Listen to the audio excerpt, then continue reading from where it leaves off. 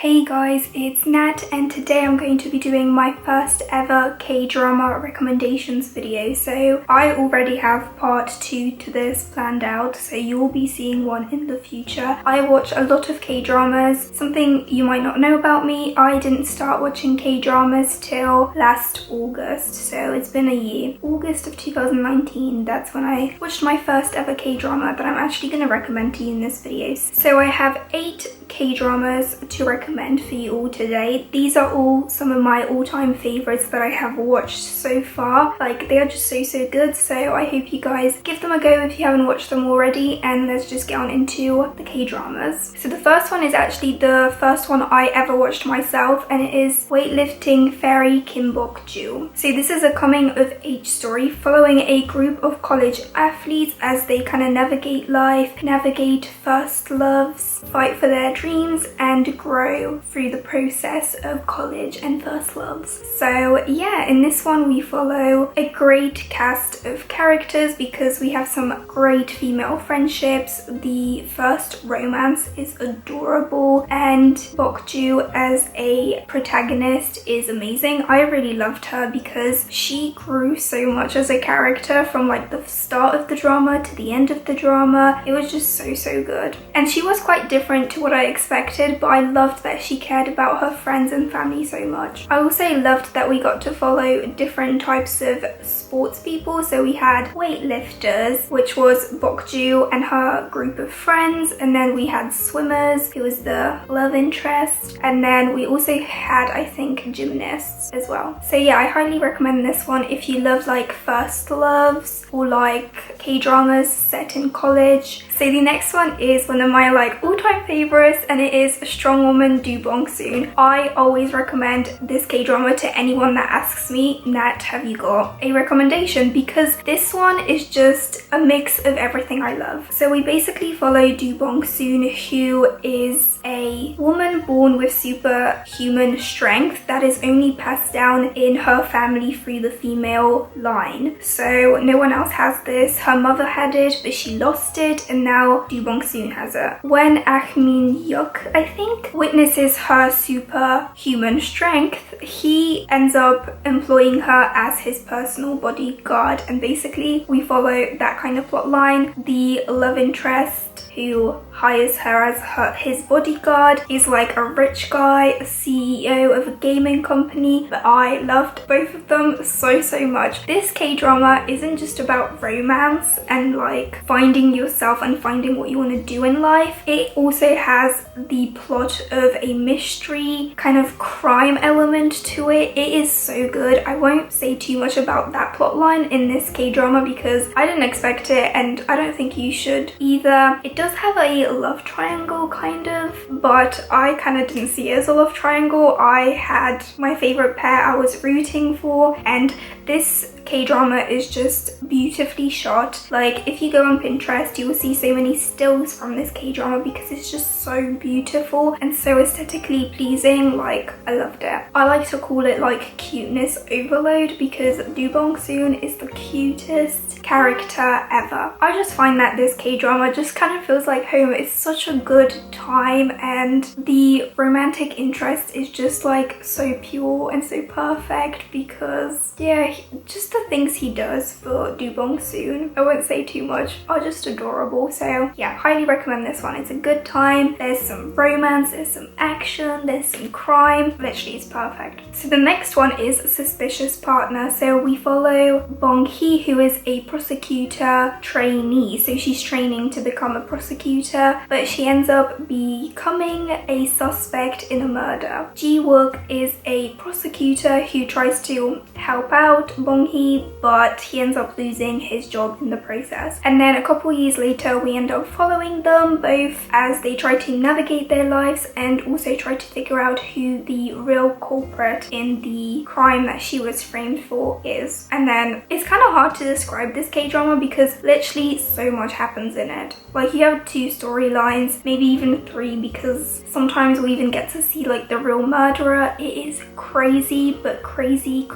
good. Again, this is kind kind of like a romance crime drama. There's loads of action. You're always kept at the edge of your seat, and it also has the perfect romance between Ji-wook and his best friend. Like, I love the best friend so much. He is that cute, adorable side character that you just want to root for. I just wanted him to be happy. So yeah, you'll probably fall for both Ji-wook and Yeon-hyuk because yeah, they're just adorable little guys. I love them so much.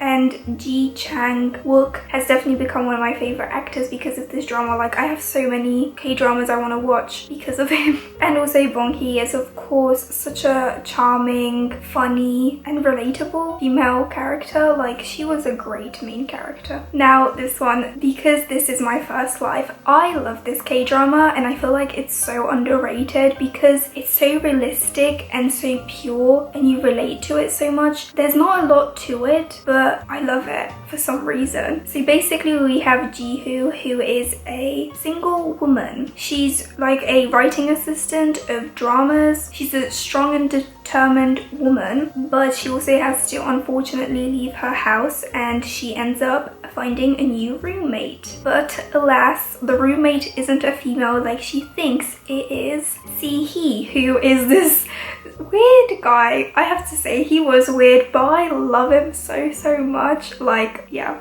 And then they end up living together with Si-hee's cat, who is adorable. Literally, this K-drama I probably watched because I saw the cat on the poster. But yeah, I love this K-drama. The chemistry between the two leads in this drama is amazing. They even make an appearance together as kind of like a backstory in another K-drama I love, and it was just amazing. Like, they're so good. They're such different characters, but in some way, like, the opposites attract in this one, and they just bring out the best in each other. Like, I highly recommend it. It can be boring to some people, but it's just so realistic, and I definitely want to rewatch it because sometimes, you know, you think life has to be exciting, but no, living is just fine, and that's why I love this K-drama, because it shows me that. So yeah, I'm definitely saying give this one a go if you want to watch something realistic and just kind of like mundane, but in the best way possible. Now this one, oh, this one I love because this one made me discover that I love Park Min-young as an actress. Oh, she is just so good. But this one is What's Wrong with Secretary Kim. So this is a romance between the perfect but narcissistic second generation heir and his capable assistant. So Miso has been a secretary to Young-jun for like over 10 years, but she finally ends up handing in her resignation letter because she wants to pursue things for her. She's been working for this guy for years and she just wants to finally go off on her own and just worry about herself instead of like being a secretary to Young-jun. However, Young-jun won't let her go that easily because literally after a couple hours that she resigns, he realizes that life without her is very difficult. So yeah, it basically follows a romance between them. And typically I find, like, because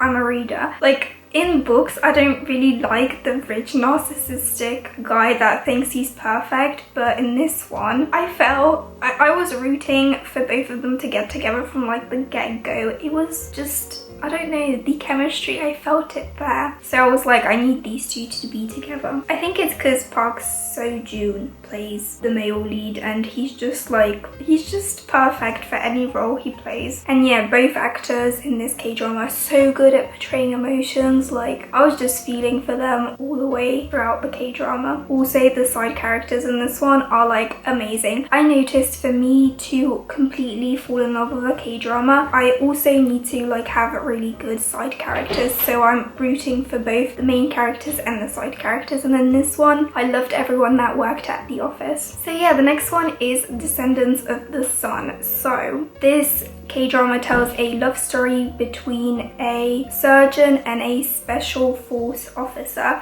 So I actually kept avoiding this K-drama because this one, if you are familiar with K-dramas, this one's quite a popular one. And I don't know why, but automatically when I hear surgeon and then a special forces officer, so basically the army, I know I'm gonna cry a lot. It's gonna be very sad. And I was right because this one is a very emotional drama. Definitely definitely only watch it when you're like in the right state of mind, because you will be crying pretty much with nearly every episode, but it is so good. Like, the characters are amazing. I do have to say, I think I was rooting for the side couple more because I loved their backstory more, but I still loved the K-drama so much. And then you also will be laughing along with some of the scenes because the characters are just funny. But yeah, definitely give this one a go if you've been eyeing it, because acting is amazing in it. The storyline is very, very good because I was hooked from the first episode, and you'll definitely get to see some hot guys without shirts on, so you will see their abs because that's what they do in the army, just run around without shirts on.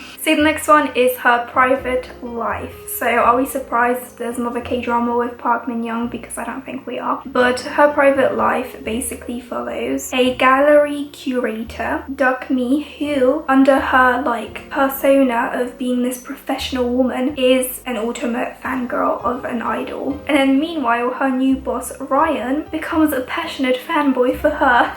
Oh my god, I could not wait to tell you guys the premise of this K-drama because it just sounds so cheesy, but it is so good. It's a romantic comedy, so there's a lot of laughing involved, and then there's a lot of cute romantic scenes. Again, the chemistry between Duck-mi and Ryan is amazing. I was like hooked, even when they at the beginning were like pretending to be in love. If you watch the K-drama, you will know what I mean. And I also really liked how fangirls were portrayed in this one. Like, I wouldn't say I'm the extreme to what Duck-mi was, but I still could relate with her quite a lot, and I really liked that Ryan really didn't judge her for it. Like, he understood that it was her passion, something that made her happy, and I think it actually made him love her more, because you know, sometimes when you speak with someone and they're talking about something that they're very passionate about, you can just see this sparkle in their eyes, and yeah, I just love that. Okay, so the last K-drama is Fight for My Way, which was actually the last K-drama I have finished so far. So in this one we follow Ko Dong-man, a high school taekwondo champion who is now pursuing a career in the UFC, and Choi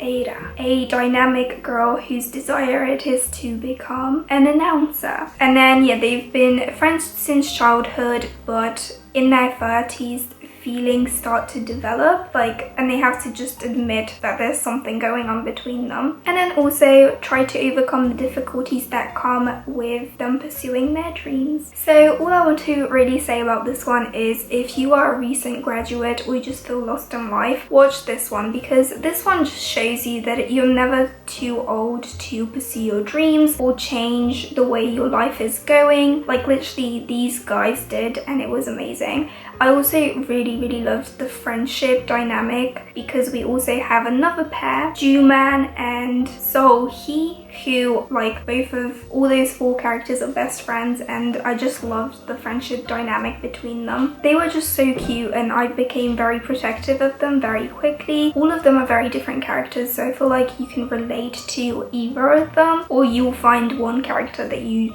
absolutely adore and you're rooting for. I rooted for them all. I feel like also none of them made very stupid decisions. Everything was like well thought out, and I just really enjoyed this one. My friend recommended it to me. I kept avoiding it for some reason. I was like, I'll watch it later, but definitely guys, don't avoid it. Watch it because it's very good. And you are also guaranteed to laugh with every episode, because my parents couldn't believe how much I was laughing. They were like, what the hell are you watching? So yeah, those are all the K-dramas I am recommending for you all to watch today. Let me know down below some K-dramas that you recommend other people to watch, and me, as I would love to know. And also, if you've watched any of these K-dramas, let me know your thoughts down below, as I'd love to know. And I'll see you in my next video. Bye guys!